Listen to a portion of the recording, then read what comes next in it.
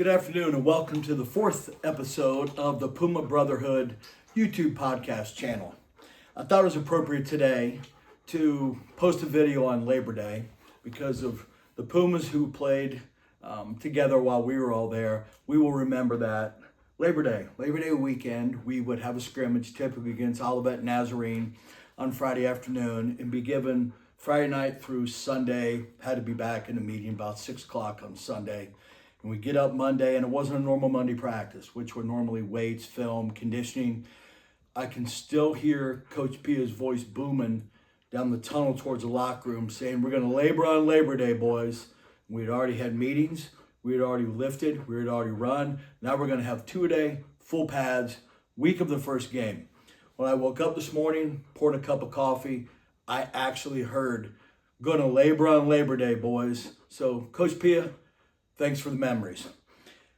Recently, I read a book entitled 10 Men You Meet in a Huddle. And it was written by the great Bill Curry, Pro Bowl center in the NFL, and a college football coach at Georgia Tech and Alabama and University of Kentucky. And the book was about the 10 greatest people he ever shared a huddle with. So it got me to thinking about who were the 10 greatest people I shared a huddle with. I couldn't pick 10.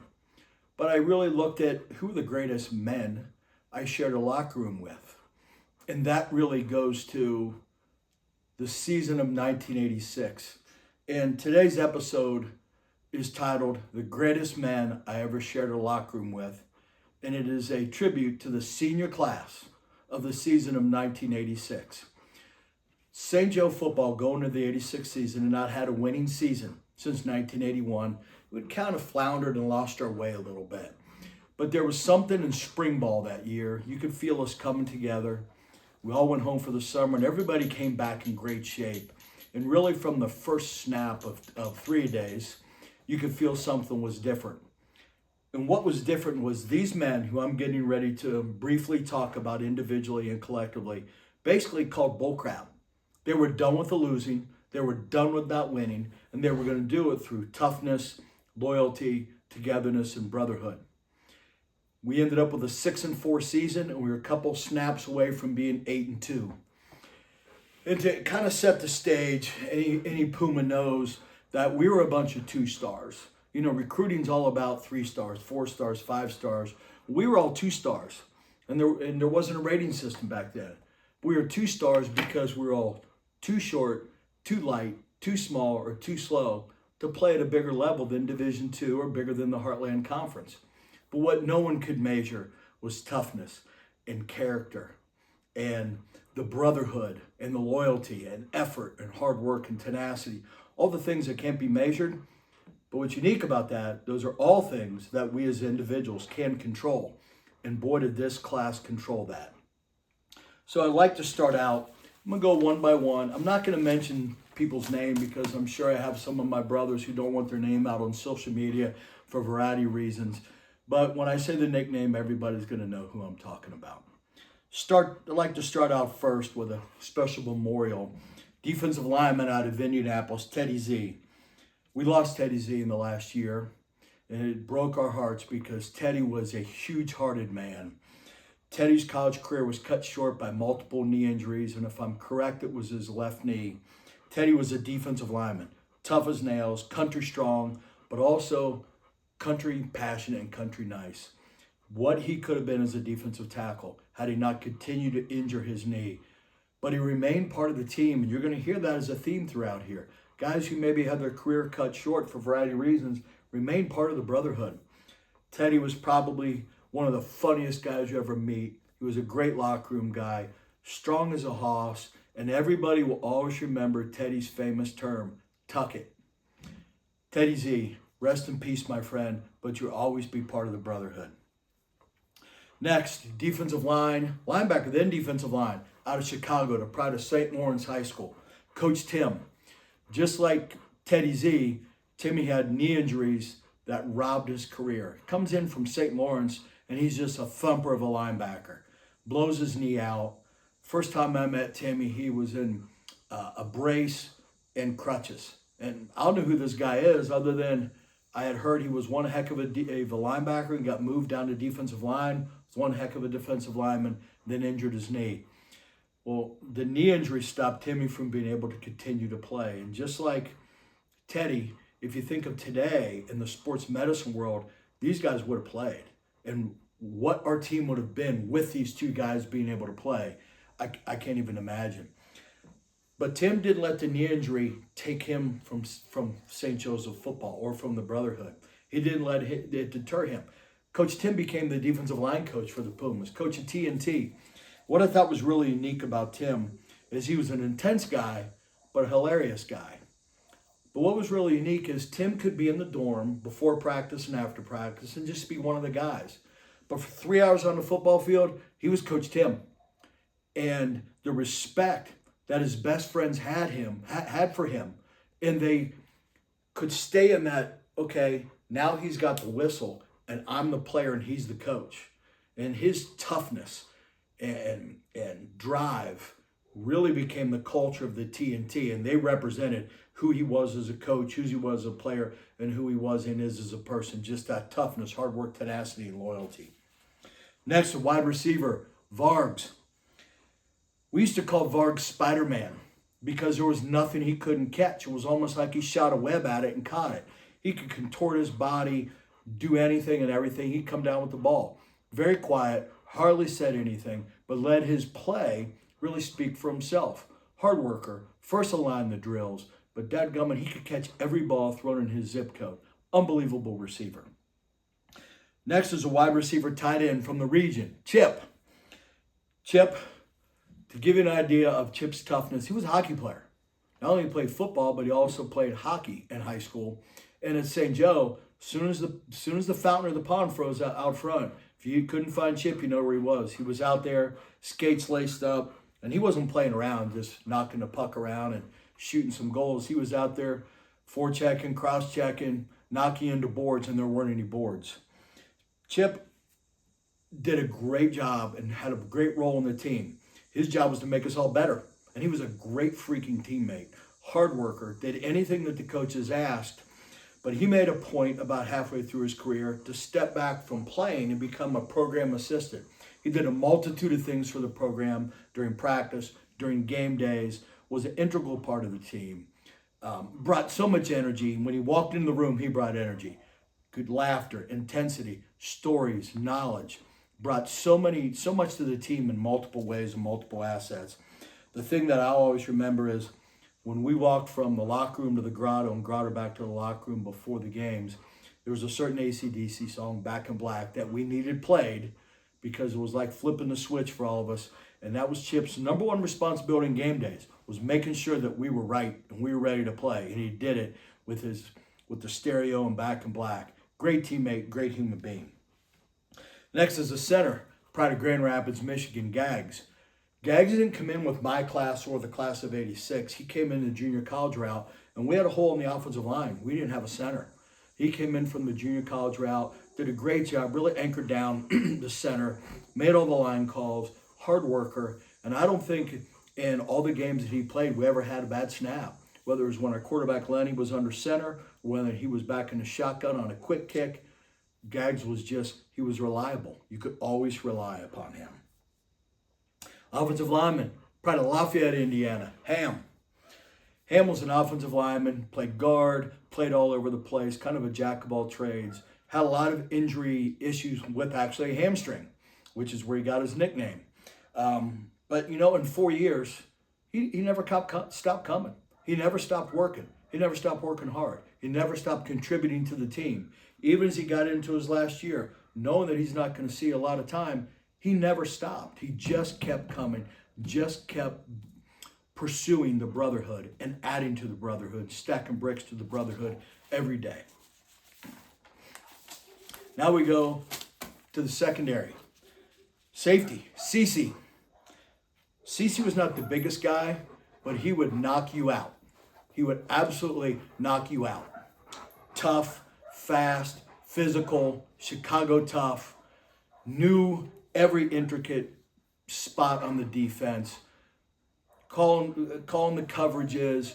And the thing I remember about Cece is we're playing Franklin, their senior year in the Hoosier Dome, and we score, they score, we score, they score, we score, they score.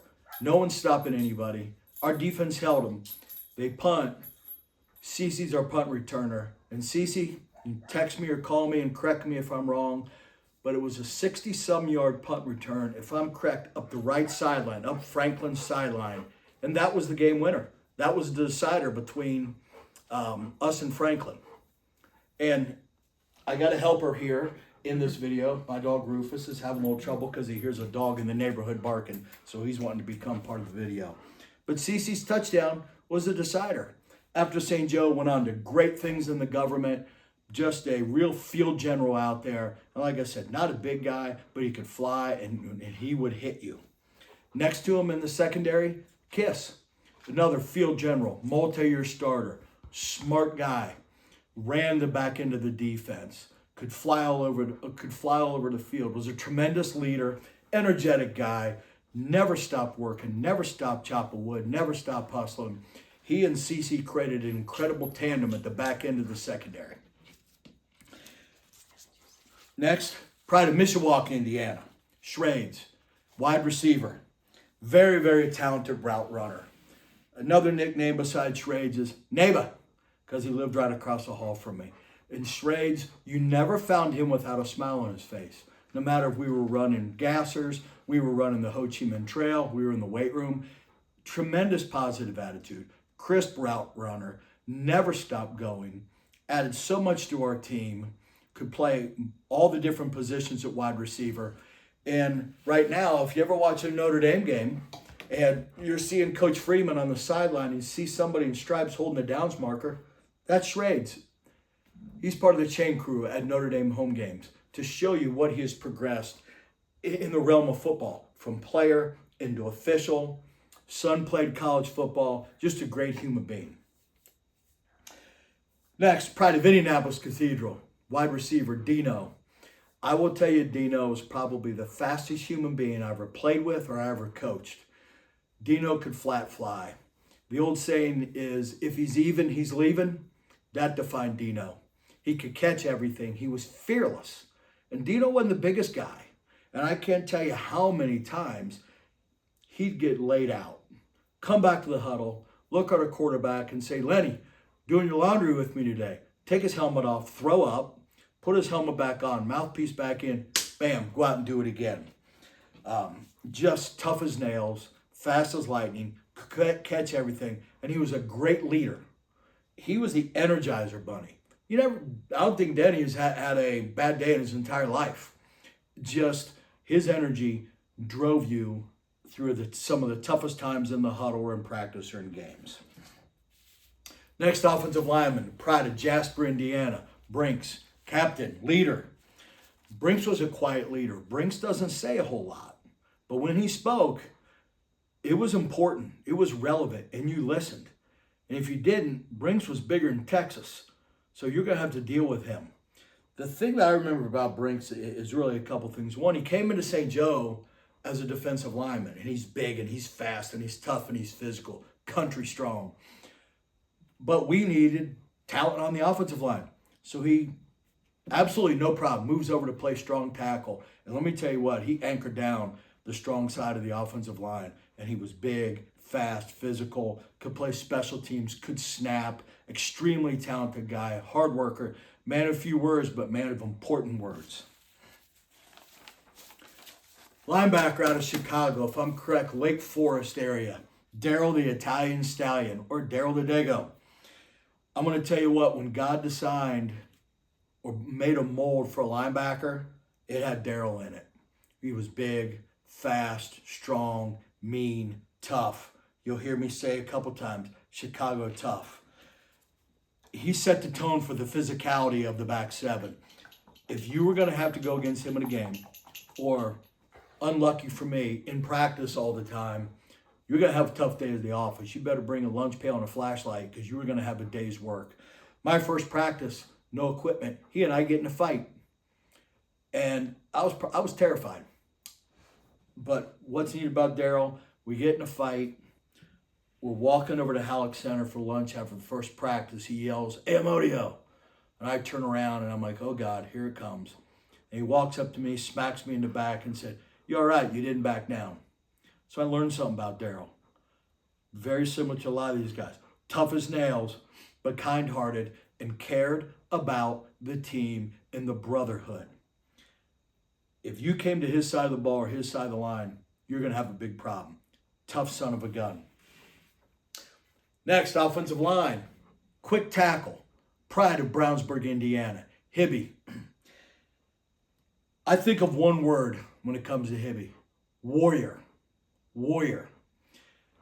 If you knew what he went through to play the game, first off, he never missed practice. As long as I played with Hibby, which was 3 years, we played next to each other for every snap for a year. As long as I played next to him, he had a shoulder brace on, a shoulder sling, because of continual shoulder separation and shoulder problems. Not a lot of people know that a couple nights before we're to report to camp, his senior year, he blows out his knee. Hibby had every reason to not play, and everybody would have said, hey man, you're beat up, we totally get it. It's not what a warrior does. He came to battle every single day, every single practice, played with a terrible stomach bug against Evansville, and we know the famous story. But he was the life of the locker room, the life of the huddle. And let me tell you what, some of the best times I ever had played in this game was me at quick guard and him at quick tackle, and us running our 46, 47, 46-7 BT combo schemes. If you wanted to go to war with somebody, you want a warrior, and that's Hibby. Next, defensive line, pride of the region, Mad Mav. If you go on your computer right now and Google card carrying badass, Mav's picture comes up on Google. He was just that. He was a bad dude.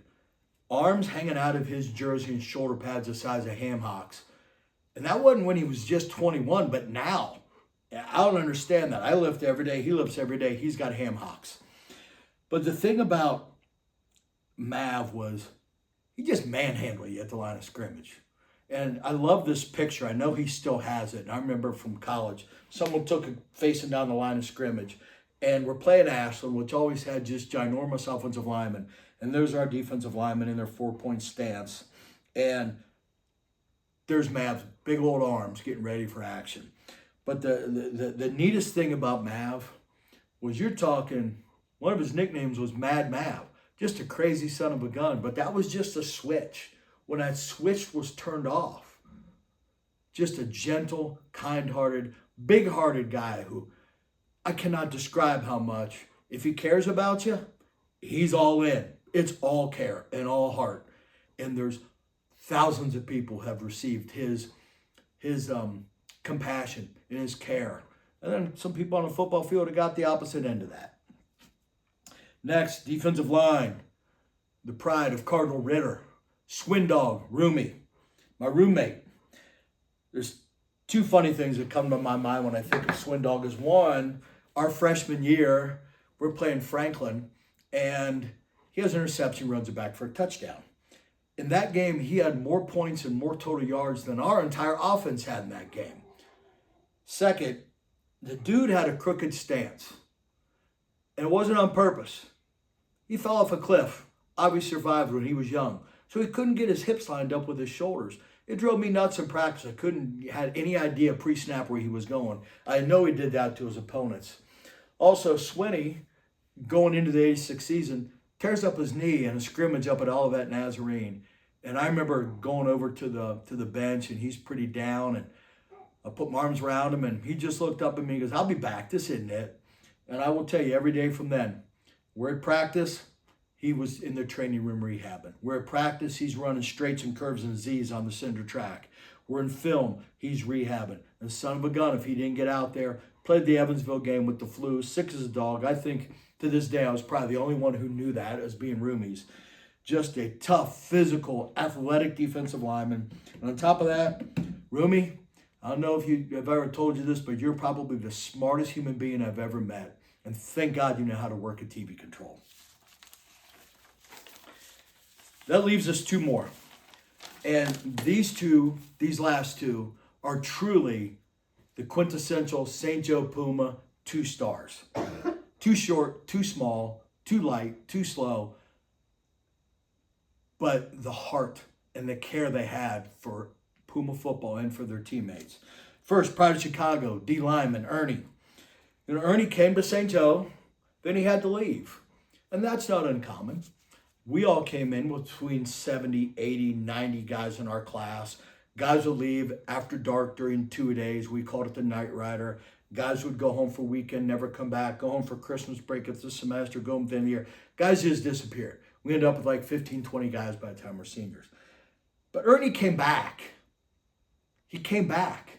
He came back to be part of the brotherhood. Came back to be part of the team. Came back because he didn't want to leave his teammates down, to let his teammates down. I'll never forget going against Ernie in practice one day, and I'm going hard, but I'm not going full speed. And I kind of let up at the end of a snap. And he gets in my face, and he's screaming at me, "Are you going to play like that on Saturday? Are you going to give that kind of effort on Saturday? We can't win if you do that." And Dave, that stuck with me all the way to today. You and I were texting the other night, and I told you about that story. I remember that because that's who you were. You could have been, "Hey, cool, let's go half today. Let's go half-fast. Let's take it easy." No, you weren't part of that. You wanted us to win. You wanted your teammate to get better. Now, at 19, 20 years old, 21, you could see he had a brilliant football mind. Well, it won't surprise you that today he is one of the elite high school coaches in the state of Illinois, in the Chicago area, with countless guys who played in college, played in the NFL, and who are coaching in college. It's all because of him. And it's all because of his care and wanting to pay forward to others. The last is offensive and defensive lineman, the Motor City Madman, Rockin'. John, hardest worker, hardest. He practiced the hardest. He played the hardest. He worked out the hardest. He ran sprints the hardest. He studied the hardest. We'd be messing around the dorm and you can't find him. You know where he was? He was over in the basement of the science building in the library, studying. Everything he did 110%. He took it completely serious. No one worked harder. No one cared more. And John went home after his junior year into his senior year, lost a bunch of weight to go play nose guard, and not because he knew he was gonna see the field a bunch, because he knew it was going to be the best thing for the team, and he just went and went and went. And you talk about a heart. You talk about a guy who just gave and gave and gave to the program and gave and gave and gave to the team. That was the Detroit Rocker, or the Motor City Madman, Rockin' Ryan. This has been a brief synopsis. It doesn't even cover what I think about these guys. But I can tell you guys, who I talked about today, you are the greatest men I've ever shared a locker room with. And I'm blessed to have you in my life since I was 18 years old, and blessed that every day we're texting and we're talking, especially now during football season. You guys changed the trajectory of St. Joe football, and you guys changed my life. Thank you guys. You are the greatest team members, the greatest teammates, and the greatest men ever shared the locker room with. The 86 seniors, 86 season. If anybody would like to post a video, have a video posted talking about your experience of the Puma Brotherhood, or even more, talking about your teammates and the Puma Brotherhood, feel free to text it to me, Rob Amodio, 513-320-3471, or email to me at robamodio@gmail.com, ROBAMODIO@gmail.com. Until the next time, Pum, Pum, Pum, Pride, Pride, Pride, St. Joe.